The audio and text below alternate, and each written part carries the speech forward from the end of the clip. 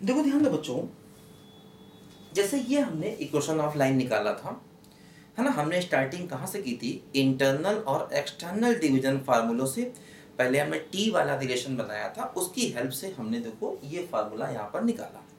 अब देखो थोड़ा ध्यान दो बच्चों, हम इसी इक्वेशन ऑफ लाइन को कॉन्सेप्ट ऑफ रोटेशन से भी निकालेंगे, है ना। इक्वेशन ऑफ लाइन यूजिंग, है ना, कॉन्सेप्ट ऑफ रोटेशन। देखो क्या होगा, जैसे मान लो हमारे पास ये पॉइंट Z1 है और ये पॉइंट Z2 है, और मान लो मैंने क्या किया, ध्यान दो, इसके बीच में एक पॉइंट कहीं भी Z ले लिया, ठीक, ऐसे देखो ले लिया मैंने। अब देखो क्या हुआ, ये जो Z1 से Z की तरफ जाने वाला कॉम्प्लेक्स नंबर है, ये होगा Z माइनस Z1, है ना। और देखो Z2 से Z की तरफ जो जाने वाला कॉम्प्लेक्स नंबर है, ये होगा Z माइनस Z2। अब देखो क्या हुआ, ये कॉम्प्लेक्स नंबर हो गया Z माइनस Z1 और ये हो गया Z माइनस Z2। देखो अगर हम Z माइनस Z1 को 180 से एंटी क्लॉकवाइज घुमाएंगे तो क्या मिल जाएगा? Z माइनस Z2 मिल जाएगा, है ना। अगर हम Z माइनस Z1 को 180 से एंटी क्लॉकवाइज घुमाएंगे तो क्या मिल जाएगा? Z minus Z2। तो इसको हम ऐसे लिख सकते हैं, जो मिलेगा वो ऊपर argument Z minus Z2 upon Z minus Z1 बराबर पाई, है ना। क्योंकि अगर हम Z माइनस Z1 को 180 से एंटी क्लॉकवाइज घुमाएंगे तो क्या मिल जाएगा? Z माइनस Z2 मिल जाएगा, ठीक है। तो मतलब अगर ये Z पॉइंट बीच में कहीं भी है तो वो इस कंडीशन को हमेशा सेटिस्फाई करेगा। देखो हम मान लिए काम करते हैं, ये Z1 है, ये Z2 है। अब हम पॉइंट को बाहर लेते हैं, मान लो हमने पॉइंट को Z2 के बाहर यहां ले लिया Z, फॉर एग्जांपल, है ना। हमने Z पॉइंट को Z2 के बाहर ले लिया। देखो अब ये कॉम्प्लेक्स नंबर क्या हुआ?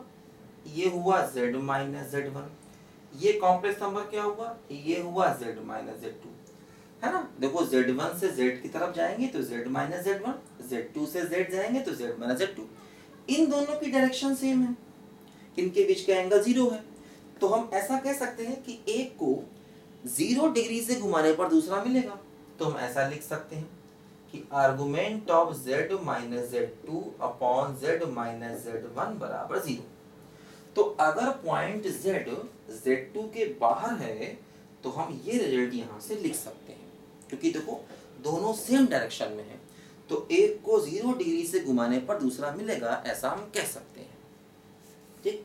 अब देखो हम एक काम करें कि मान लो Z1 यहाँ पर है और Z2 यहाँ पर है। अब हम Z पॉइंट को इनके बाहर मान रहे हैं, मान लो हमने Z यहाँ मान लिया। अब देखो क्या हुआ कि ये जो होगा ये होगा Z माइनस Z1, और देखो ये जो होगा ये होगा Z माइनस Z2। Z1 से Z की तरफ Z माइनस Z1, Z2 से Z की तरफ Z माइनस Z2। देखो इनके बीच का एंगल फिर 0 है, तो फिर हम यही रिलेशन यहाँ से भी लिख सकते हैं, है ना। तो मतलब अगर पॉइंट Z बाहर है तो हम ये रिलेशन लिख सकते हैं। अगर Z Z2 के बाहर है तब भी रिलेशन सही है, और अगर Z Z1 के बाहर है तब भी ये सही है, और अगर Z Z1 Z2 के बीच में है तो ऐसा लिख सकते हैं। अब देखो ध्यान दो, इन दोनों को मिलाएं तो हम ऐसा कह सकते हैं कि argument of Z minus Z2 upon Z minus Z1 बराबर 0 और पाई। मतलब इसका जो आर्गुमेंट है ये 0 होगा या पाई होगा।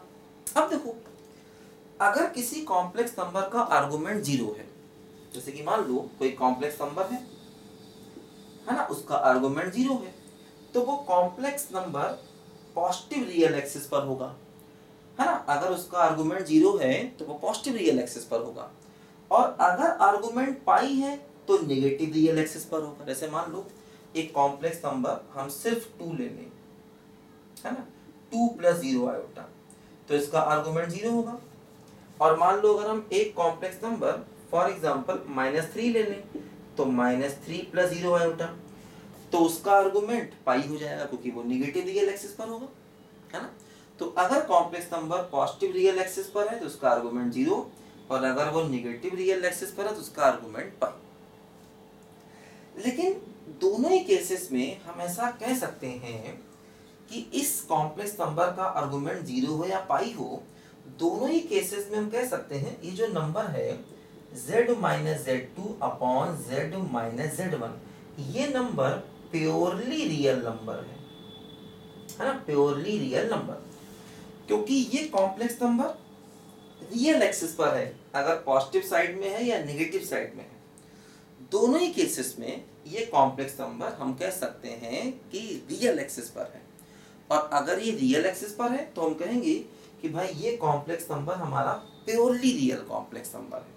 अब देखो ध्यान दो, जैसे कोई भी, ऐसे मान लीजिए 2 है या -3 है, ये दोनों ही प्योरली रियल है, इसमें इमेजिनरी पार्ट नहीं है। तो अगर नंबर प्योरली रियल है तो उसका कंजुगेट उसी के बराबर होता है, ये बात भी हमको मालूम है ना। अगर कोई नंबर प्योरली रियल है ना, जैसे z बराबर 2 है तो z बार भी 2 होगा, है ना, या z बराबर -3 है तो z बार भी -3 होगा। तो अगर कोई कॉम्प्लेक्स नंबर प्योरली रियल है तो उसका कंजुगेट उसी के बराबर होता है ना। तो उसी प्रकार देखो, ये जो कॉम्प्लेक्स नंबर है ये प्योरली रियल नंबर है, और अगर ये प्योरली रियल नंबर है तो इसका कंजुगेट इसी के बराबर होगा। देखो जरा कुछ मिटाना है मुझे, लिखो जरा पहले ध्यान से, है ना। देखो क्या हुआ यहाँ पर, है ना। देखो अब एक बात और ध्यान देना, हम ऐसा कह सकते हैं कि argument of z minus z2 upon z minus z1 बराबर 0, ये इक्वेशन ऑफ लाइन है z1 के बाहर वाली भी और z2 के बाहर वाली भी, और जिसमें यहाँ पर पाई था वो इक्वेशन ऑफ लाइन थी z1 z2 के बीच वाली, ऐसा हम कह सकते हैं, है ना। z1 z2 के बीच वाली लाइन थी, उसमें यहाँ पर पाई था, ये z1 के बाहर है या ये z2 के बाहर है, इन दोनों का इक्वेशन ये हो जाएगा। ठीक है, अब देखो जरा ध्यान दो, यहाँ पर जैसे मैंने कहा ये कॉम्प्लेक्स नंबर प्योरली रियल है, तो अगर ये प्योरली रियल है ना, तो इस पूरे का होल कंजुगेट इसी के बराबर हो जाएगा। ध्यान दो, क्योंकि अगर कॉम्प्लेक्स नंबर प्योरली रियल होता है तो उसका कंजुगेट उसी के बराबर होता है, वही देखो यहाँ पर भी है। ठीक है, तो इस पूरे का कंजुगेट इसी के बराबर हो जाएगा। अब देखो यहाँ से कंजुगेट को अलग अलग करो, z बार, देखो मैंने बताया था कि कंजुगेट अलग अलग होता है, ऊपर का कंजुगेट अलग हो जाएगा और देखो नीचे का कंजुगेट अलग हो जाएगा, z minus z2 upon z minus z1। अब ये कंजुगेट अलग अलग, z bar minus z2 bar upon z bar minus z1 bar बराबर z minus z2 upon z minus, cross multiply कर दो तो z बार माइनस z2 बार और z minus z1 बराबर z माइनस z2 और z बार माइनस z1 बार। देखो अब इसको जब हम सिंप्लीफाई करेंगे तो भी हमें यही इक्वेशन मिलेगी अपने आप ही। देखो इसको सिंप्लीफाई करो z के साथ में, है ना, इसको सिंप्लीफाई करेंगे तो हमें बिल्कुल यही इक्वेशन वापस मिल जाएगी। ध्यान रखना, जब हम इसको सिंप्लीफाई करेंगे, इसको अगर हम मल्टीप्लाई करके सिंप्लीफाई करें तो वही मिलेगा जो हमें डिटर्मिनेंट से मिला था। तो कहने का मतलब देखो यहाँ से भी हम उस इक्वेशन को निकाल सकते हैं, 2 पॉइंट से पास होने वाली लाइन की इक्वेशन, है ना। अगर थोड़ा इसको सिंप्लीफाई कर लें तो बिल्कुल हमें वही इक्वेशन मिल जाएगी जो देखो हमें यहाँ से मिल रही थी। ध्यान दो, ठीक है, बिल्कुल हमें वही इक्वेशन मिल जाएगी अगर इसको सिंप्लीफाई करें। थोड़ा सिंप्लीफाई करके देखो, अपने आप ही ये इसी फॉर्म में आ जाएगी, है ना। तो मतलब आर्गुमेंट से भी हम यही रिजल्ट निकाल सकते हैं। तो कुल मिलाकर के ये जो इक्वेशन ऑफ लाइन हमने लिखा है ये 2 पॉइंट से पास होने वाली लाइन की इक्वेशन है, और हम इसको हमेशा हमेशा के लिए याद कर लें तो हमारे लिए अच्छा रहेगा, है ना। लिखो जरा बच्चों ध्यान से पहले इसको।